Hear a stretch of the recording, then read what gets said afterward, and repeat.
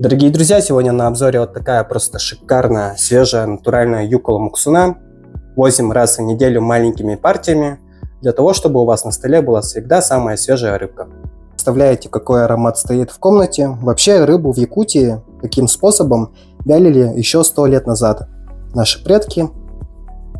Рецепты передавались по наследству. То есть сначала рыбу филируют, далее делают такие надрезы и оставляют на свежем воздухе. Желательно там, где ветрено. То есть это натуральный продукт, никаких консервантов, красителей. Экологически чистая продукция. Полезная и вкусная. Смотрите, это целая рыбка. Вот ее хвост и 2 филешки. Просто бомба. Смотрите, сколько жира. Не пересушено. Сейчас будем пробовать. Всем приятного аппетита, друзья. Пробуем.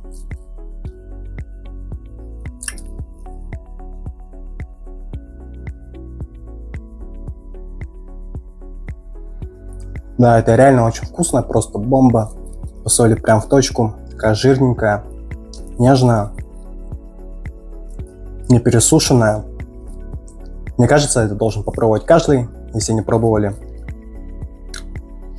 Аромат. Всем хороших выходных, друзья. Заказывайте, количество ограничено.